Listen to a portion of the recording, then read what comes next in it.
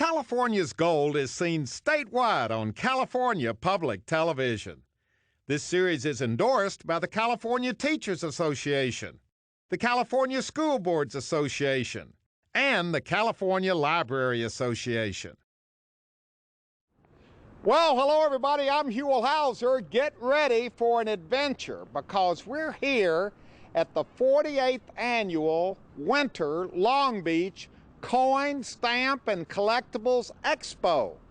Lots of coins, lots of stamps, a lot of collectibles, and there's something else here that when you see it, it's gonna blow your mind. You can't believe this thing until you're up close and personal with it. That's coming toward the end of the program. I haven't seen it yet either, but I guarantee you we're gonna have a lot of fun here at this expo, seeing the coins, the stamps, the collectibles, and the piece de resistance at the very end. Here we go. Okay, the adventure begins. We've come inside the expo, and immediately I've come over to a couple. You're looking at money over here. Yes, I'm looking at things from my collection, the old notes. Well, wait a minute. This just looks like a, look at this, Cameron. This just looks like a $10 bill to me. Well, this is actually an old $10 bill. It's 1950 series, and it's been graded as a Gem 67. What does that mean? It's condition-wise, it's one of the top conditions. See, you're talking talk that most of us, if we just got a 10, we'd put it in our pocket and right. Walk off with it. How much money have you got tied up in this thing? I've got a lot. I've been collecting for about 25 years. So. How much money has he got tied up? A lot. Look at all this paper money. There's more money here than they got in Sacramento. You better not let the legislature see all this money. You're right. Here's a couple gold coins here. Oh, look at this, Cameron. Now, what's the deal on these coins? Those are $20 gold pieces, and they were used as money up until Mr. Roosevelt. He took those out of circulation. Right, so these were actually, people used to spend gold coins. Exactly. That's when something was worth what it said on the front. Good as gold, California gold. Absolutely. Before we left, John was trying to get me excited about all these, boy, these silver dollars. It feels good in your hand, doesn't it? It sure does, and these circulated until the middle 1960s. The price of silver went over the face value, and then they all... So wait a minute, are these real silver? Real silver, yes. Because they're not real silver anymore, are they? No. After the 1960s, the price of silver was worth more than the amount of silver in the coins. Yeah, so everybody these. saved them. Boy, these feel good, they look good, they're shiny, and you're selling them for how much a piece? $30, $30 a piece for a silver dollar. That shows you how times have changed. Exactly. They were used in the casinos up until the middle 1960s. You could get them in the casinos. From silver dollars, we have come to a lady who calls herself The Penny Lady. the Penny Lady. What's the deal, Penny Lady? Well, I sell pennies. I sell Indian cents, Lincolns, and early American copper. You know what? As a kid, I collected pennies. I put them in those blue folders and collected them. We have those. Yeah, well, get me excited about pennies. Show me a penny I could actually spin. Pull something out. Well, there's a really pretty one. You can see the colors on it. Look at this, Cameron. An Indian penny. Now, the Indian pennies were around from when to when? 1859 to 1909. So if you find an Indian penny of any age, it's going to be worth a pretty... Not necessarily. The later dates that are in circulation are only worth a couple dollars, maybe. But this one was saved from the beginning, so it's never been touched and handled, so it's worth some more money. How much is it worth? Well, with the toning on this, it's probably worth a couple $100s. So is it negotiable when you come up here? Of course. Everything's negotiable. Huell, you're doing the right thing because I like that negotiable. Isn't it interesting that the lowly penny is still a hot item? It is. It's the basis for collecting. I mean, kids start collecting pennies. And so a lot of them stay with it or put it aside and then come back to it later. Yeah. But they're always going to be popular. Wise words from the penny lady. There she is right there. Thank you. Right across from the penny lady with all her expensive Indian head pennies, we got a boxes load of pennies. What's so special? These just look like pennies. Well, they are pennies, but they also have specific dates and they're conditioned. There's some silver pennies in there, and this box over here has foreign.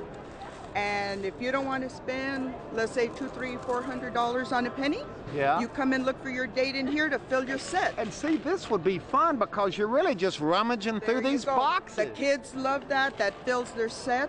Yeah. And I collected pennies when I was a kid. Absolutely, and that's how you become a coin dealer, like all the people in here. You start as a little kid. Box here, we got a box here. Yep. These are pennies. These are, what are these?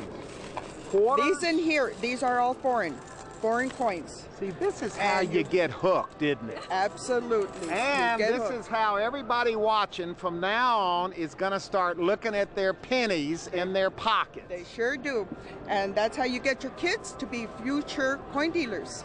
You start them off little, and then little by little, then they come in, and I've seen kids where they know more than the parents. Yeah. Are you a penny pincher? Well, if you ask me, I say no. I have to be honest, no.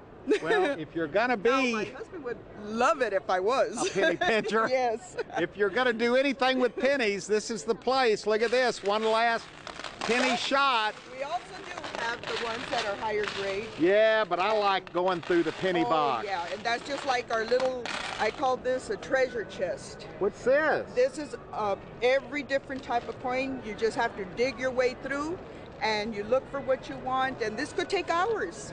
See, but this is fun right here. That's like a treasure chest. This is fun. This is like a scavenger hunt. Absolutely. I've had people sit there literally hours, and they will look at each and every one of those coins and have a little pile of their little treasures. Well, don't be offended, but we got to move on. All righty. It was wonderful talking to you. Nice talking with you. Moving on, here's a guy who's got a bucket full of the old coins that people like to pick through, but look what else he's got. He's got loose paper money. What's the deal here? Well, those are just some of the cheapies. Those are the more common ones. You got what are some of the cheapies? Oh yeah, quarter a piece right there. You're kidding. Yep. Why are they so? Oh well, these aren't American. No, it's all world currency. I got a lot. I specialize in foreign currency. I got it from all over the world. Wait a minute. Some of them's real Here's old. a whole packet of. What these are Japanese invasion money. Japan issued these for the Philippines. There's several different varieties of them, but these are for the Philippines back in 1943. Quarter a piece right there. I would think just as a piece of history they'd be worth more than that. They just must have issued a lot of them. I got quite a few of them. There's some of them that start off at a quarter. There's some that go into several $100s. So Can you bring out the heavy-duty, expensive stuff? Yeah, sure. Can you bring out something? Boy, he's got, look at all this stuff here. Oh boy, now we're going into the heavy-duty stuff. What have we got right here? Look at this, Cameron. That's a 1944 era Philippines 500 peso. You got to keep in mind, 1944 in the Philippines, 500 pesos was 250 US dollars, so it's quite a bit of money. Not many of them still exist. Do people collect these? Do people? Is this Very worth heavily. anything? You couldn't spend this today. I'm asking $5,000 for What? that one.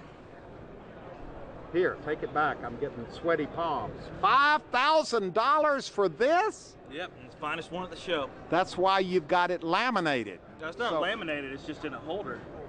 Yeah, but you don't want people touching it. Oh, definitely not. And wait a minute, here's one shot full of holes. Yeah, that's when they decided to demonetize all the money when the Japanese invaded the Philippines back in '41. And anything of value was immediately canceled like that, so it wouldn't be worth anything. Nobody could spend it anymore. See, this, when you collect money, whether it's coins or paper money, It's like a history lesson, isn't it? Oh, exactly, and that's how you get started. You start looking at all the history of everything, and It's just kind of like an addiction, isn't it? Oh yeah, definitely. Are you addicted? I would say I've been addicted for several years now. They start young. Your name is? I'm Sawyer. Okay, are you a stamp or coin collector? I collect coins. What kind of coins? I like collecting 1800s American silver coins. So you're very specific about what you collect. Yeah, but I like to spice things up a bit. What do you mean spice things up? Like, I'm not really specific like some other people. I'll take it if it's interesting and has a broad history. It catches your fancy. Yes, 'Cause pretty see, much. When I collected, I just collected pennies, nickels, and dimes. That's okay, isn't it? Yeah, that's fine. That's not spicy enough for you, though, is it? No, I like more Interesting stuff. like the history behind it. Yeah. Well, I predict big things for this young man. Stick with it. Thank you. Now, I've run into two guys representing the Orange County Coin Club. Coin Club. That's so you all are hardcore. Yeah, pretty much. Hardcore Very coin much, people. very much. Numismatists. You're what? Numismatists. What does that mean? That's someone who collects and studies coins and currency and money of all I don't kinds. even know how to pronounce that, much less spell it, but you're a numismatist. Numismatist. All right. And you're holding a coin. What kind of... You're very specific about what you like. I am. Well, I collect coins of Mexico, and this is a 10 centavo piece from 1904. How much is it worth? And I paid $22 for it. And are you buying it just to add to your collection or to make some money or what? I bought it for my collection, yes. Do you have a big collection? Pretty big. You have a big collection? Yes, I'm big in the Japanese coins. Coins? Yes. Are they Not valuable? currency. Are you going to get rich? Eventually, hopefully, but he's the president of Orange County Coin Club. Ah. Yeah, and he's Isn't expert. it interesting that everybody has their own little niche? Oh, Yours true. is Mexican coins. I'm a Yours Japanese. are Japanese coins. Correct. Yeah. And Everybody is attracted to a different thing for a different reason. Correct, and this is the place to find stuff you can't find anywhere else. You know what? If you can't find it here, you can't find it anywhere else, can you? Pretty much. Long Beach Stamp Club, established 1926. And fellas, this is you're exactly the guys I've been looking for. Okay. Look what I did. I brought my old stamp collection that I had as a kid. It's been up on the closet shelf for a long time. Okay, well, But I figured that this would be a good place to... Look at this, Cameron. Look down here at some of my... Boy, look at all this stuff. This is just loose stuff. But look now, I've got some nice things from Gibraltar, the Gilbert and Ellis Islands. I used to write... Oh, look at these. From Grenada, from the Gold Coast. A lot of these countries don't even exist anymore. That's true. So do you think at first glance that I'm going to be a rich man by selling some of these stamps today, or are these just run-of-the-mill, ordinary? Some of them look pretty good to me. They look pretty good, but He's not very excited about this. Come on, I was hoping this was going to mean something to me financially. Some of them might, but you got to really get in and check them all out. You got to check the catalogs. The price has gone up on some, and on others the price have gone down. Because look at these. Look at this, Cameron. This is a nice look at these with Queen Elizabeth. Those are nice. Surely look at these. Surely these are worth something. Yeah, they're worth face value. Face value. Yeah. That's it? The price on the stamp. But the experience of collecting them is priceless. that's where it all That's why is. you're here, isn't That's it? why it's all here, and that's why we do this with the children. We have on Saturdays they come and we have drawings, and we introduce them to stamp collecting so they can learn about the world and learn about different exactly topics. what I did. These countries, you'd look them up on the map where you were getting your stamps from, It was a learning experience. Yes. Do kids still collect stamps? Yes, they do. Very much so. Really? Yes. Yeah. Even with all the technology and everything else, they still collect stamps. Yes, yes. Okay, we've come across the way and I've met up with Camille Nicholas. Okay, now the reason I'm here with you, Camille, is I have brought my stamp collection over to you because you're the person who verifies stamps and coins. And what do you mean by verify? We certify the authenticity of them and the condition of them. They're not counterfeit stamps, are they? Absolutely not. And you want to watch to make sure you don't get your fingerprints on the back of that. I just picked this one up. I'm sorry, but you don't want to get your body grease on here, do you, or anything? No. All right, but just from looking at that stamp out of my collection, what would you think?